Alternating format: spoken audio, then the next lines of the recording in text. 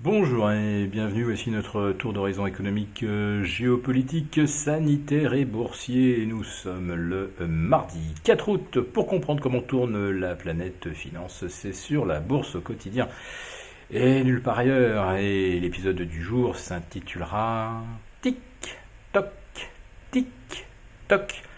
Fait le compte à rebours de la guerre sino-américaine.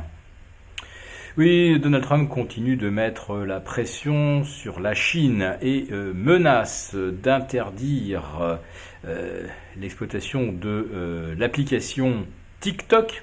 Vous savez, celle qui permet à des jeunes de se filmer en chantant faux, en faisant des grimaces et des chorégraphies débiles. TikTok donc déjà interdit en Inde pourrait l'être à son tour aux États-Unis. Mais pourquoi donc ?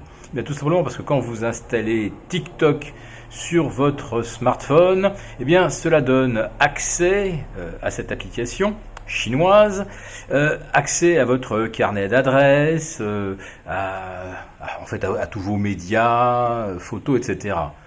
Mon Dieu, c'est pas exactement ce qui se passe avec Instagram, avec Twitter et avec toutes les autres applications américaines.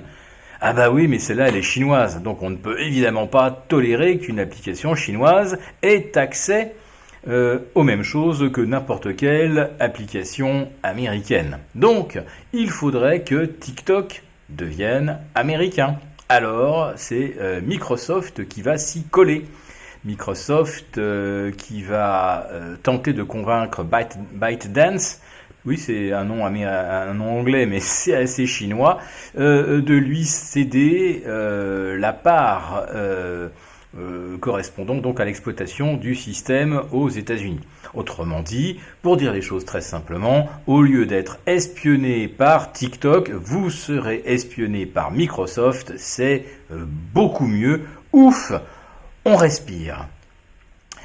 Bien, je referme cette petite parenthèse, mais on va pas sortir du secteur des technos, puisque c'est de nouveau lui qui a propulsé les indices US vers de nouveaux records absolus, notamment le Nasdaq, le composite à 10 900 points, et le Nasdaq 100 continue de faire la course en tête avec un double record hier soir, record absolu intraday à 11 080, record absolu de clôture à 11 055 et le Nasdaq 100 affiche déjà un glorieux plus 26,5% depuis le 1er janvier. Autrement dit, il pulvérise, on va dire à mi-parcours, sa performance de 2019 qui était déjà assez vertigineuse au début de l'été. On était à plus 20, là on est à plus 26,5. Tout ça grâce au coronavirus. Ah mon Dieu!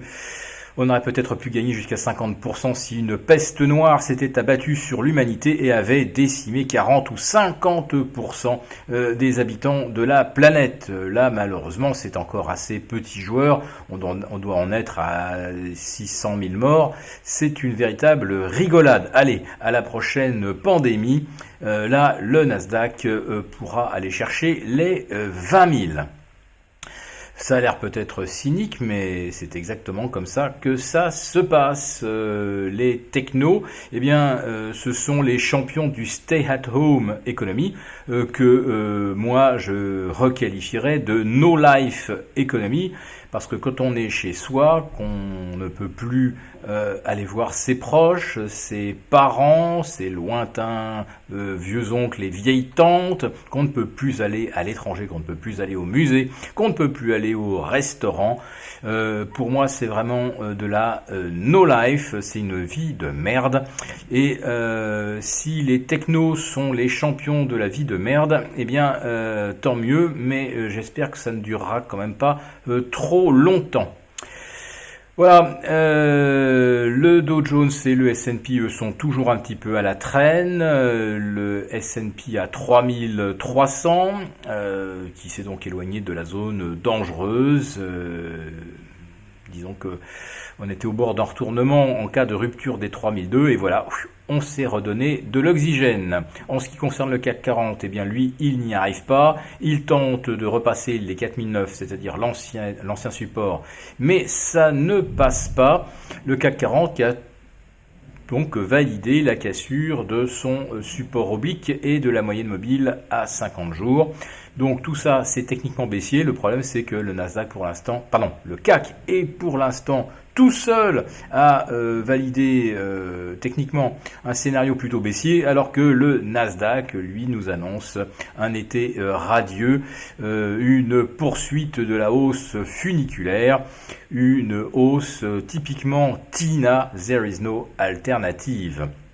Alors, quand on n'a pas le choix, évidemment, ce n'est pas un marché, donc on n'a pas vraiment besoin de spécialistes des marchés pour intervenir dans ce genre de circonstances. Non, on a peut-être plutôt besoin de psychanalystes, et notamment ceux qui, à chaque fois qu'un chiffre sort, vous disent « Ah, c'était moins pire que prévu ».